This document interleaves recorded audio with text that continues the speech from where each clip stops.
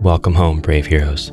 I'm Ash, this is HeroQuest, and I recently read a complaint from a fellow HeroQuest enjoyer who wished that they were able to use both of the monks that come with the Path of the Wandering Monk Hero Collection character expansion.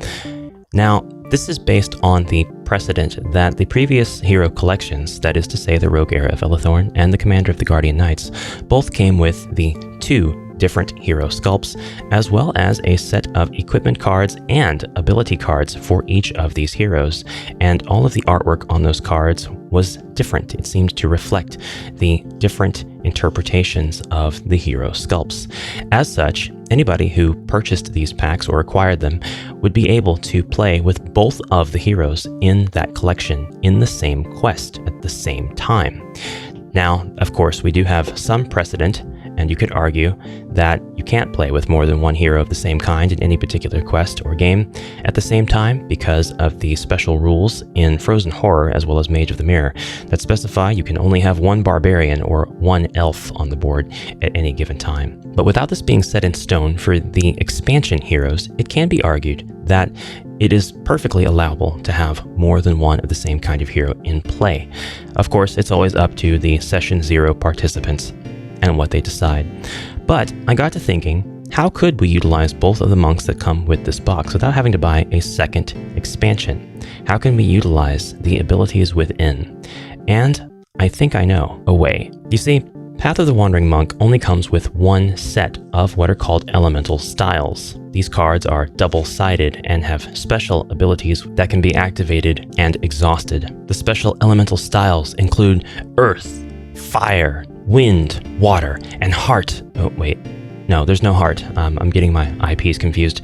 Anyway, without having a second set, it seems like it would be really difficult to play with both of the monks. However, what if the monks shared the pool of elemental style cards? Now, some could think that this is quite imbalanced and very overpowered, but hear me out. Let's work through this scenario and I'll show you what I mean. It is the hero's turn. The male monk is going to go ahead and attack the Dread Wolf from behind, activating the Strength of Mountain elemental style. Now, I like to tap these cards, Magic the Gathering style, just spinning them here at an angle to visually represent that they have been exhausted, that they have been used. Until they are able to recover, I won't be able to use them again.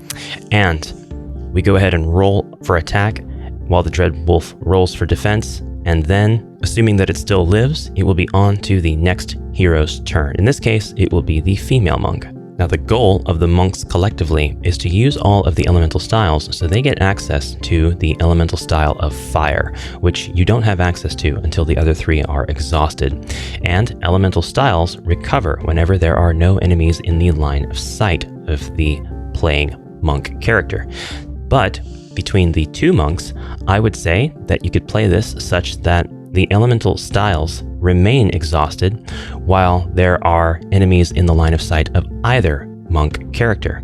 Now, this might seem very overpowering at first until you realize that this means a player who is across the board and not engaged in combat is unable to use any of the exhausted abilities and cannot recover them while the other monk player is in the line of sight of enemies. This could deepen the connection between the 2 players who are playing the monks simultaneously, allowing them to strategize a bit and think carefully about their moves. This adds to the complexity of the monk character that already exists.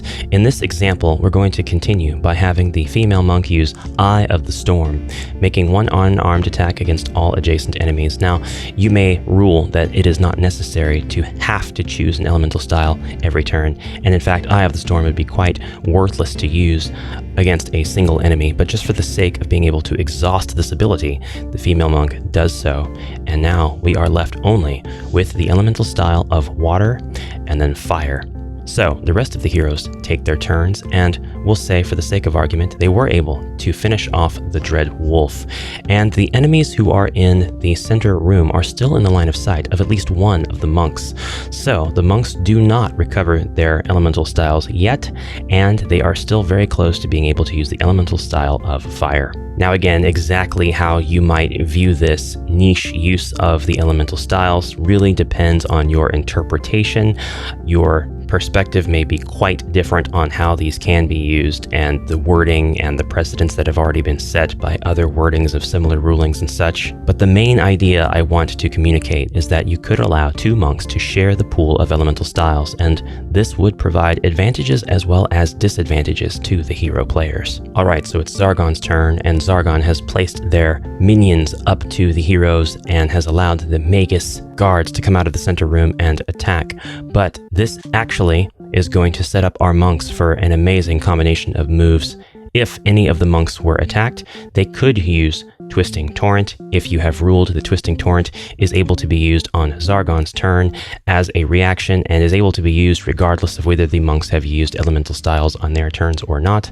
Or if it hasn't been used, then Tidal Surge at this point can be used, and the monks can move, attack, and then move away as per the rules stated on that card. But now it is the female monk's turn, and she has access to Burning Spirit, which is really one of the most powerful moves in the game. The female monk can position herself with her movement and use her action and choice of elemental style of fire to activate Burning Spirit and pretty much decimate the 2 Magus guards in her line. Not necessarily line of sight, but line of attack. This just keeps going until it hits the eventual wall here. Even if the enemies are so strong that they aren't necessarily taken out by this really strong attack that takes away 2 body points automatically, it still weakens them significantly and raises the confidence of the other heroes. So I hope that this gives you ideas for utilizing both of the monks at the same time in your hero collection. Of course, it's not a problem at all if you just went ahead and bought a second box of the Path of the Wandering Monk, and there's going to be a lot of us that do that, but some of us won't, and this could be a solution for those who want to have 2 monk players at their table. Guys, thanks so much for watching. Please comment anything you'd like down below, other ideas that you'd like to add on to this, and I'll see you in the next one.